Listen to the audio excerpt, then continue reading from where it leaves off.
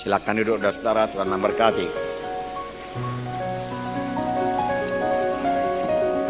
Amin. Mari dengan cepat, saudaraku, saya sampaikan lagi pekerjaan Roh Kudus dalam hidup Paulus, yang juga bisa berarti pekerjaan Roh Kudus dalam hidup kita. Karena Roh Kudus, Tuhan Yesus, saudaraku, tidak berubah. Apa yang dia kerjakan dahulu, dia kerjakan sekarang, saudaraku. Mari buka hati saudara, saya mulai. Saudaraku yang kasih dalam nama Yesus, minggu yang lalu kita telah melihat buah Roh Kudus yang pertama yang terjadi dalam hidup Paulus, yaitu kasih. Semua kita berkata kasih. Kasih agape adalah buah Roh Kudus. Adalah buah Roh Kudus yang telah jadi dalam hidup Paulus. Biarlah jadi dalam hidup saya juga. Amin. Ya. Kasih yang dimiliki Paulus adalah kasih Tuhan atau kasih agape, yang bukan buat mengasihi diri sendiri tetapi ditujukan kepada orang lain. Amin. Kita sudah melihat bagaimana Paulus mempraktikkan kasih agape ini dengan mengasihi jiwa-jiwa yang terhilang di luar daripada bangsa Yahudi, karena dia rasul buat orang kafir. Paulus dalam hidupnya selalu memperhatikan orang lain yang belum mendengarkan Injil Tuhan dan memberi yang terbaik kepada orang tersebut. Terlebih-lebih memberitakan Injil keselamatan, di mana Paulus rela menderita karenanya. Dengan kasih agape ini Paulus menjadi kuat dan teguh dalam Tuhan. Dan tak dapat tiada, kasih agape itu membuat Paulus intim dengan Tuhan. Sepanjang kita pun mempraktekkan kasih agape, saudaraku, kita pun akan intim dengan Tuhan. Kenapa bisa intim dengan Tuhan? Karena Allah itu kasih adanya. Dan kita ini diberikan Tuhan, dikaruniakan Tuhan, saudaraku, buah Roh Kudus yang pertama, kasih agape. Namun kasih agape harus dipraktekkan. Pada waktu kita mempraktekkan kasih agape ini, menolong orang lain, memberkati orang lain, mengunjungi orang lain, membawa dia kebaktian, mengabarkan Injil, saudaraku, kita akan bertambah-tambah intim dengan Tuhan yang juga rindu mengabarkan Injil, yang mengasihi orang lain dan mau memberkati orang lain. Haleluya. Berarti Tuhan ada di pihak saudara. Dan kalau Tuhan di pihak saudara, siapakah lawan saudara? Maka saudara akan berkemenangan dalam dunia ini. Amin. Jadi berkat kasih agape ini luar biasa. Amin, saudara. Tidak heran Paulus intim dengan Tuhan dan selalu menerima pimpinan Roh Kudus dalam hidupnya. Roma 5:5 berkata, dan pengharapan tidak mengecewakan karena kasih Allah telah dicurahkan dalam hati kita oleh Roh Kudus yang telah dikaruniakan kepada kita. Roh Kudus dikaruniakan Tuhan kepada kita. Saudara sudah dibaptis dengan Roh Kudus. Saudara sudah dipenuhkan dengan Roh Kudus. Beserta dengan kepenuhan Roh Kudus itu, kasih Allah pun sudah dicurahkan dalam hati saudara. Tinggal saudara mempraktekkannya saja lagi. Bertambah dipraktekkan, kasih itu bertambah berkembang. Bertambah dipendam, saudaraku, bagi diri sendiri, kasih agape itu akan menciut, lama-lama hilang, dan kita menjadi orang yang egois, mementingkan diri sendiri saja. Jadi paling bagus, saudaraku, dipraktekkan pada orang lain. Haleluya, saudaraku. Nah, kasih agape juga menyebabkan Paulus tidak pernah mundur, walaupun begitu banyak aniaya yang dialami, kesukaran-kesukaran dia alami, halangan-halangan yang dia alami. Kita pun demikian. Minggu yang lalu saya katakan kepada saudara, kita tidak berhenti pada altar call saja. Kita mau menggenapkan perintah Tuhan dalam hidup kita. Kita mau jiwa-jiwa itu sampai jadi murid Tuhan. Oleh sebab itu saudara semua harus jadi murid Tuhan. Firman Tuhan yang saya sampaikan kepada saudara ini perlu saudara praktekkan. Amin. Tetapi perlu juga saudara sampaikan lagi kepada anggota-anggota kelompok sel saudara, supaya dia juga mempraktekannya, dia juga keberkatan. Amin. Saudaraku, begitu banyak jiwa-jiwa sudah altar call, saudaraku. Saudara, ribuan, saudaraku. Kita mau jiwa itu jadi murid, saudaraku. Doakan mereka, siapa-siapa yang ada dalam kelompok sel saudara yang saudara ketahui. Saya katakan bulan Mei ada 700 altar call selama bulan Mei. Ini masuk Juni, tambah lagi minggu pertama 140 jiwa-jiwa baru. 140. Saudaraku, kemana itu semua? Saudara pemimpin kelompok sel harus tahu, harus melayaninya. Dan kalaupun dalam pelayanan tersebut saudara tidak menang, jangan menyerah. Paulus juga tidak selamanya menang, saudaraku. Nanti kita baca, saudara. Tapi memang dia, saudaraku, akhirnya berkemenangan, saudaraku. Bukan berarti Paulus tidak menerima halangan. Paulus tahu mengusir setan, saudaraku. Dan dia praktekkan mengusir setan. Tapi dia masuk penjara juga, saudaraku. Itu berkuasa dia, saudaraku. Nah, saudaraku, tapi dia sama sekali tidak mengeluh. Dia berkemenangan. Kasih agape menguasai dia. Saudara juga dalam mengunjungi jiwa-jiwa. Boleh jadi jiwa-jiwa tidak berjumpa. Boleh jadi saudara-saudara janji melalui handphone akan jumpa. Dan dia minta dilayani. Tahu-tahu dia tidak hadir. Jangan bersungut-sungut. Bersukacitalah saudara sudah mulai bergerak dalam pelayanan. Amin. Dan bersyukur kepada Tuhan, saudaraku. Nah, bergerak dengan kasih agape. Inilah dia Paulus, bergerak dengan kasih agape. Aniaya tidak akan berhenti dalam hidup Paulus, tidak pernah berhenti dalam hidup Paulus. Dan Paulus memakai aniaya tersebut untuk bertumbuh, menjadi kuat dan teguh dalam Tuhan. Bertambah-tambah kasihnya kepada Tuhan. Saudaraku, dan bertambah-tambah bentukan Tuhan dalam hidupnya, sehingga dia menjadi seperti Yesus. Sehingga akhirnya Paulus sangat teguh dalam Tuhan. Saudaraku, walau menghadapi kematian pun dia tidak pernah mundur lagi. Marilah kita tekun mempraktekkan kasih agape ini. Amin, saudaraku. Nah, saudaraku, praktekkan. Ada 280 jiwa-jiwa yang dibaptiskan, saudaraku. Saudaraku, jangan hilang mereka itu. Saudaraku, kerja keras supaya mereka itu semuanya kebaktian lagi. Semuanya training dasar rohani Kristen. Saya dengar training dasar rohani Kristen mencapai 100 lebih, sedikit 110, saudaraku, atau kurang sedikit. Saudaraku, tambah daripada training dasar yang sebelumnya. Tapi itu belum mencapai sasaran.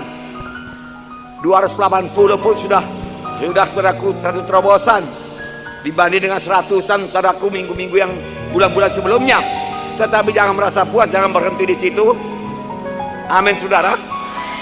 Ya. Mari masuk kepada 300, 400, 500, 600 baptisan. Saudara, haleluya. Haleluya. Dan dalam melayani jiwa-jiwa tersebut, saudara akan mengalami capek. Saudaraku, boleh jadi setan menggoda saudara. Apa gunanya ini semua? Saudaraku, itu saudaraku berguna bagi saudara. Menumbuhkan kasih agape saudara sehingga kuat dan teguh dalam Tuhan. Enggak, saudara tidak akan mundur lagi dari jalan Tuhan apapun terjadi dalam hidup saudara. Jika waktu Yesus datang kedua kali, saudara berjumpa dengan Tuhan di awang-awang, memperoleh mahkota-mahkota daripada Tuhan, saudaraku. Jadi praktekkan kasih agape ini, amin. Layani jiwa-jiwa, berbuat baik kepada jiwa-jiwa, berkorban kepada jiwa-jiwa, amin. Ya, terlebih sesama anak Tuhan berbuat baik, haleluya. Berkata-kata baik, amin. Tidak menggosip-gosipkan anak Tuhan yang lain, amin. Memberkati dalam perkataan kita, haleluya. Sehingga yang mendengarnya mendapat berkat. Firman Tuhan berkata, saudaraku, bahkan yang mendengarnya beroleh kesembuhan, saudara. Nah, saudaraku, itu kasih agape. Pikirkan selalu jiwa-jiwa dalam kelompok saudara. Doakan dia dalam topik doa saudara. Tiap-tiap hari doakan anggota-anggota kelompok saudara. Sebut namanya di hadapan Tuhan, amin. Itu menjadi berkat bagi saudara. Kalau ada jiwa-jiwa baru, sebut namanya di hadapan Tuhan, amin. Saudara harus memiliki rencana penginjilan, RPI. Saudaraku, siapakah rencana penginjilan saudara? Siapa yang saudara inginkan diselamatkan? Lihat dari oikos saudara. Setiap orang di dunia ini ada pergaulannya, walaupun 1, 2, 3 orang temannya.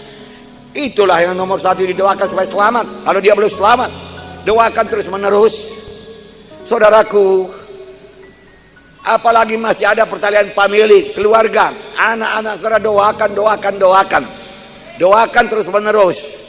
Catat namanya saudaraku di rencana penginjilan saudara.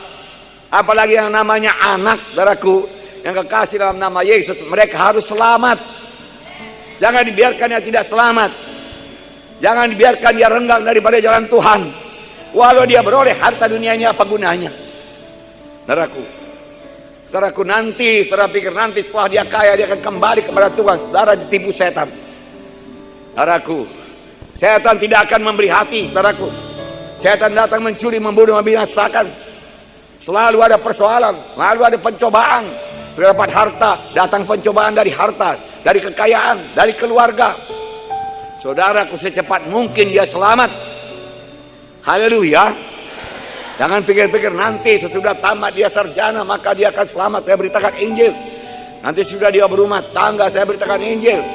Sekarang jangan ganggu dulu dia. Apa yang jangan diganggu? Apa yang perlu dalam hidup ini? Harta duniakah yang perlu dalam hidup ini? Saudaraku, semua itu hanya sementara saja dan tidak mempengaruhi keselamatan. Harta dunia ini, saudaraku, tidak mempengaruhi, saudaraku, sama sekali tidak mempengaruhi. Saudaraku, itu hanya kertas-kertas melulu, saudaraku. Saya kadang-kadang mengeluarkan uang banyak-banyak, saudaraku, untuk pembangunan gereja, saudaraku. Saudaraku, saya keluarkan, saudaraku. Kadang-kadang sampai ratusan juta bayar bond, saudaraku, saya keluarkan ratusan juta. Saya pikir ini untuk Tuhan. Saya pikir ini untuk Tuhan. Ini hanya kertas-kertas melulu, dikasih Tuhan saya pegang. Saya percayakan Tuhan, oke jalan. No problem, saya tidak terikat apa-apa. Haleluya, saudara. Ya. Yang penting kertas-kertas itu, saudaraku, jadi kekal, bisa dipakai buat pekerjaan Tuhan, amin. Dan Tuhan tidak keberatan memberikan, saudaraku, lembaran-lembaran seperti itu kepada saudara, sepanjang saudara tidak terikat olehnya. Nanti kita baca, saudaraku, bahwasanya sukacita dalam Tuhan menghasilkan berkat berkelimpahan. Heran juga, saya tadi baca, heran saya, kenapa ini, apa hubungannya ini? Sukacita dalam Tuhan, saudaraku, saudara, menghasilkan berkat berkelimpahan, tidak kekurangan suatu apapun. Kamu menjadi sempurna dalam Yesus, kuat dan teguh dalam Yesus. Makanya hari ini, saudaraku, saya sampaikan kepada saudara, saudaraku, buah Roh Kudus yang kedua. Yang pertama sudah, yaitu, saudaraku, kasih, agape. Yang kedua, sukacita. Saya mencoba tadi, saudaraku, dua, tetapi tidak bisa. Saya mencoba mengambil satu daripada karunia Roh Kudus, karunia perkataan, hikmat. Lalu saya pikir hikmat ini sangat penting. Bagaimana hikmat untuk memenangkan jiwa, hikmat untuk keluarga, hikmat dalam keuangan, hikmat dalam bisnis. Saudaraku, perlu sekali hikmat, saudaraku. Dan Tuhan berkata, kalau orang kurang hikmat, mohon daripada Tuhan, Tuhan mengaturkan limpahnya. Saudara Josafat berkata, kami tidak tahu apa yang kami perbuat, tapi mata kami memandang kepadamu. Dan Tuhan memberikan dia hikmat sehingga dia mengalahkan musuh-musuhnya. Saya pikir perlu disampaikan, saudaraku. Tapi waktu saudara kami, saya minta Rahel mengetik ini, saudaraku, sudah 8 lembar, Pak, dia katakan. Nanti gak sempat lagi, Pak, dia katakan. Ya oke lah, saya bersabar buat minggu depan, kalau itu pimpinan Tuhan. Haleluya, saudaraku. Perlu hikmat daripada Tuhan, saudaraku. Nah, saudaraku, tapi ini hari ini saya bawa sukacita. Sukacita sangat penting dalam anak-anak Tuhan. Karena dalam hadapi hidup ini, dalam pelayanan ini, saudaraku, akan banyak tantangan, akan banyak pergumulan, akan datang aniaya, akan datang ancaman, akan datang kegagalan, akan datang penyakit, akan datang kekurangan. Tuhan tidak pernah menjanjikan, kau ikut aku anakku, maka kau tidak akan mengalami tantangan lagi. Mulus jalanmu sampai ke sorga. Kau tidak akan kekurangan berkat, selalu berkelimpahan. Keluargamu semua akan selamat semua. Enggak pernah. Tuhan janjikan pencobaan-pencobaan yang lazim yang sampai kepadamu. Kuberikan pencobaan-pencobaan ini menguji engkau. Jadi harus ada pencobaan, harus ada kesukaran, harus ada kesulitan, harus ada perjuangan, harus ada penolakan. Bagaimana kalau sudah ditolak? Apakah mengeluh? Manusia yang menolak saudara boleh jadi kongsi saudara menolak saudara, atau mengejek saudara, atau membuat saudara tidak berhasil, atau menggelapkan uang saudara. Lalu saudara mengeluh sama Tuhan, aduh Tuhan, kau izinkan ini semua terjadi kepadaku. Aduh Tuhan, semana ini Tuhan. Tuhan, kau pun kurang setia kau Tuhan. Aku nggak mau lagi melayani engkau. Apa hubungannya? Apa hubungannya uang dengan hidup yang kekal? Melayani Tuhan itu hidup yang kekal. Uang hanya di dunia ini. Keberhasilan ada di dunia ini. Penyakit pun ada di dunia ini. Dalam kerajaan 1000 tahun pun nggak ada penyakit. Di sorga pun nggak ada penyakit. Apakah penyakit bisa merenggangkan kita dengan Tuhan? Saya kalau sakit saya lebih rapat lagi dengan Tuhan.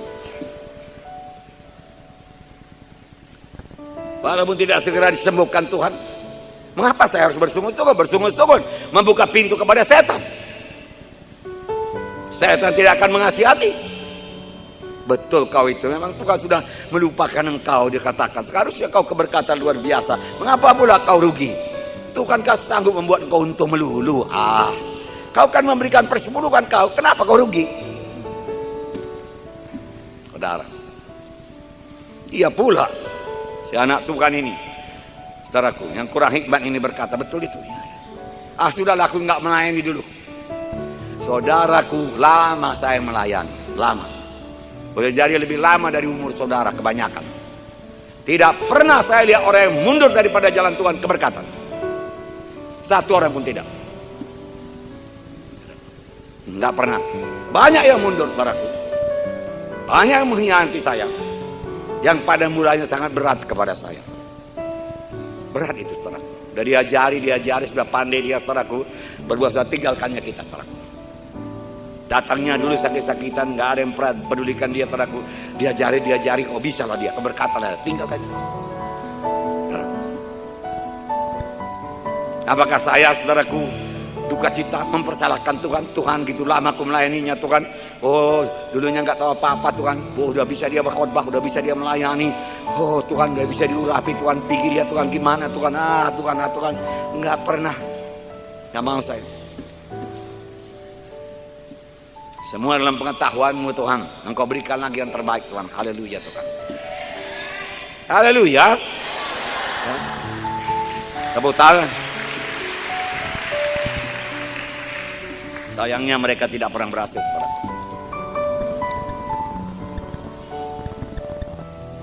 Bahkan karunia-karunia pengertian hikmatnya dia peroleh dari sini hilang semua.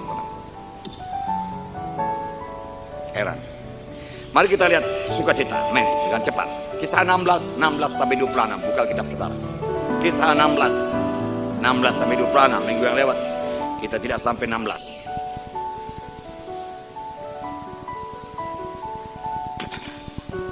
Oke. 16 1, 2, 3. Pada suatu kali, sama-sama ya, 1, 2, 3. Pada suatu kali ketika kami pergi ke tempat sembahyang itu, kami bertemu dengan seorang hamba perempuan yang mempunyai roh tenung. Dengan tenungan-tenungannya tuan-tuannya memperoleh penghasilan besar. Ia mengikuti sambil berseru, katanya, orang-orang inilah hamba Allah yang maha tinggi. Mereka memberitakan kepadamu jalan kepada keselamatan. Hal itu dilakukannya beberapa hari lama. Tetapi ketika Paulus tidak tahan lagi akan gangguan itu, ia berpaling dan berkata kepada roh itu, demi nama Yesus Kristus aku menyuruh engkau keluar dari perempuan ini. Seketika itu juga keluarlah roh itu. Ketika tuan-tuan perempuan itu melihat, harapan mereka akan dapat penghasilan lenyap, mereka menangkap Paulus dan Silas, lalu menyeret mereka ke pasar untuk menghadap penguasa. Setelah mereka membawa keduanya menghadap pembesar kota itu, berkatalah mereka, katanya, orang-orang ini mengacau kota kita ini, karena mereka orang Yahudi, yang mereka mengajar adat istiadat yang kita sebagai orang Rum tidak boleh menerimanya atau menurutinya. Juga orang banyak bangkit menentang mereka. Lalu pembesar kota itu menyuruh mengoyakkan pakaian dari tubuh mereka dan mendera mereka. Setelah mereka berkali-kali didera, mereka dilemparkan ke dalam penjara. Kepala penjara diperintahkan untuk menjaga supaya sungguh-sungguh sesuai dengan perintah itu. Kepala penjara memasukkan mereka ke ruang penjara yang paling tengah dan membelenggu kaki mereka dengan pasungan yang kuat. Tetapi kira-kira tengah malam, Paulus dan Silas berdoa dan menyanyikan puji-pujian kepada Allah, dan orang-orang hukuman lain mendengarkan mereka. Akan tetapi terjadilah gempa bumi yang hebat Sendi-sendi penjara itu goyah, dan seketika itu juga terbukalah semua pintu dan terlepaslah belenggu mereka semua. Wow, luar biasa. Paulus mengusirkan roh tenung daripada seorang perempuan yang mempunyai roh tenung. Dengan tenungan-tenungannya, tuan-tuannya memperoleh penghasilan besar. Oh, dia kenal siapa Paulus. Dan dia berkata, orang-orang ini adalah hamba-hamba Allah yang benar, dan mereka memberitakan kepadamu jalan keselamatan. Ikutlah dia. Oh, pas. Tidak ada salahnya ucapannya. Tetapi asalnya bukan dari Roh Kudus. Asalnya dari roh tenung. Paulus merasa tidak enak mendengar. Kadang-kadang, saudaraku, kita pun bisa mengetahuinya. Saudaraku, orang-orang, saudaraku, memuji kita dan mengatakan berita kita, saudaraku, berita yang benar, membawa jiwa-jiwa pada keselamatan. Tetapi di balik pujiannya kelihatan, saudaraku, setan, saudaraku, mau memancing-mancing kita. Hati-hati terhadap orang demikian. Kita harus tahu. Paulus mengetahuinya, dan Paulus masih membiarkan beberapa hal. Tetapi kemudian Paulus tidak tahan lagi. Demi nama Yesus Kristus aku menyuruh engkau keluar daripada perempuan itu. Paulus berkata bukan kepada perempuan itu. Paulus berkata kepada roh tenung itu, aku tahu siapa engkau roh tenung, keluar daripada perempuan itu. Seketika itu juga keluarlah. Dan perempuan ini tidak bisa bertenung lagi. Tidak bisa menjampi-jampi. Saudaraku. Lalu, saudaraku, tuan-tuannya beroleh kehilangan penghasilan yang besar. Marah tuan-tuannya. Dia tangkap Paulus dan Silas, dia serahkan kepada pembesar, dan dia katakan tuduhan palsu. Oh, orang ini membawa adat istiadat bertentangan dengan kita, orang Rom. Masukkan, didera dulu. Wah, dideranya Paulus, orang kafir. Dipukul. Kalau menurut hukum Roma, tetap 39 kurang 1. 40 kurang 1, 39 kali. Luka semua. Paulus bisa dipukul, saudara berkata bisa. Mati pun bisa. Karena dia masih manusia. Kenapa Tuhan tidak menghalangi? Kenapa, saudara pikir? Kenapa, saudara? Saya pun nggak tahu. Ya belum saya tanya sungguh-sungguh Tuhan. Seperti selalu, ya saya pun tidak tahu kenapa bisa begitu. Sedangkan dengan mudah dia berkata roh tenang keluar. Kenapa dia tidak berkata roh penganiaya keluar? Tidak boleh kau jamah saya. Roh pembunuh pergi dalam nama Yesus. Masuk penjara, ruang paling tengah paling dalam. Wah, pengap itu saudaraku. Luka-luka di sini. Apakah ditaruh obat merah? Nggak ada obat merah. Jodium? Nggak ada juga. Benar. Apakah dibersihkan dengan air? Nggak juga. Jadi pakaikan bajunya, menempel bajunya, lengket bajunya. Karena mulai membeku darahnya. Infeksi, mulai berdenyut. Sakit. Kalau sudah mulai begitu, kepala pun sakit. Karena dari pagi nggak makan. Saudara, dari pagi belum makan. Nah, apa saudara pikir jadi? Apakah Paulus bersungut-sungut? Apakah muka Paulus muram? Apakah Paulus mengeluh? Apakah Paulus berkata apa yang kurang Tuhan? Udah berdoanya kami Tuhan waktu berangkat dan mengusir semua roh jahat. Kenapa ini jadi Tuhan? Kenapa engkau izinkan? Dengan mudah engkau menghalanginya Tuhan.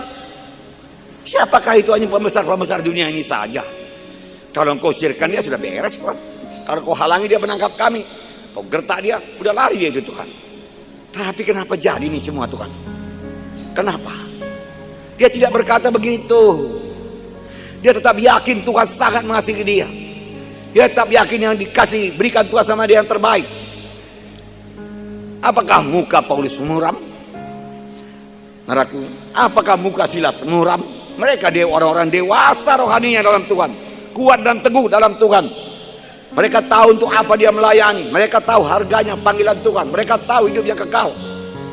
Mereka tahu perkara-perkara lahiriah. Mereka tahu perkara-perkara rohani. Mereka bisa bedakan segala perkara-perkara lahiriah tidak bisa menghilangkan sukacita mereka. Mereka tetap sukacita. Cambukan, penyakit adalah perkara lahiriah. Masuk penjara atau hilang uangnya adalah perkara lahiriah. tidak bisa mengganggu hubungannya dengan Tuhan, karena dia sudah dewasa. Kecuali anak-anak rohani, anak-anak orang-orang rohani, anak-anak Tuhan yang masih anak-anak, belum dewasa, nggak dapat untung sedikit bersungut-sungut, hilang uangnya bersungut-sungut, sakit kepala bersungut-sungut, nggak mau melayani. Sangat-sangat anak-anak. Iya apa tidak? Ya itulah, kalau masih anak-anak ya berubahlah, kuat dan teguh. Semua itu perkara lahiriah. Rugi sedikit sudah mempersalahkan Tuhan. Kenapa aku rugi Tuhan? Aku memberi kepadamu Tuhan, kok bisa rugi? Aduh Tuhan, aku gak mau lagi melayani. Senang kali setan. Iya, dia katakan, aku pun heran Tuhan kau itu, kata setan. Katanya dia cinta datang supaya domba beroleh hidup berkelimpahan. Kau sudah memberi lagi. Barusan kau kebaktian hari Minggu, hari Senin sudah rugi. Coba ceklah iman kau itu, dia katakan. Coba cek.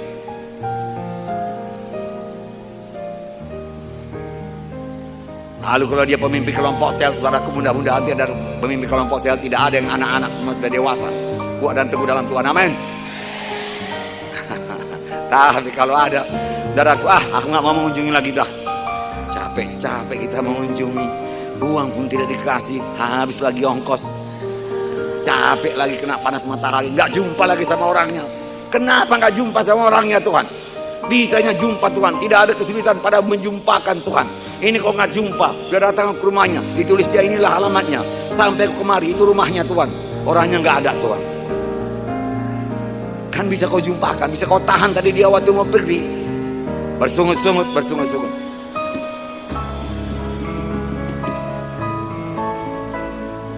Pacarnya yang pergi, saudaraku, ada pula pacarnya yang pergi. Hubungannya dengan Tuhan, bukan cuma putus dengan pacarnya, putus pula dengan Tuhan. Betapa dangkal keselamatannya. Betapa keselamatan didasarkan atas perkara-perkara lahiriah. Jangan didasarkan iman atas perkara-perkara lahiriah, saudaraku. Jangan.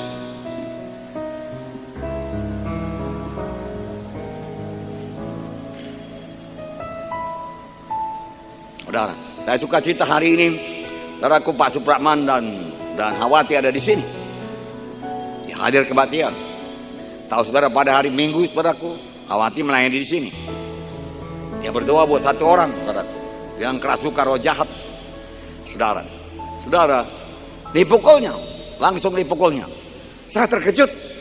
Saya lihat, saudaraku, orang lain, saudara semua sangatlah rohaninya, berdoa semua, saudaraku. Paraku. Dipukulnya lagi, kena hidungnya, paraku, berdarah, paraku. Dan hidungnya jadi mereng, paraku. Ya. Saudaraku, dia lari keluar. Saya suruh Esther pergi kejar itu, layani. Esther melayani sampai dibawa ke rumah sakit. Saudaraku, di tengah jalan dia luruskan hidungnya. Lurus lagi pas. Kalau sekiranya lewat pula kemari, saudaraku, karena ada yang patah di dalam, saudaraku, kurang rawan.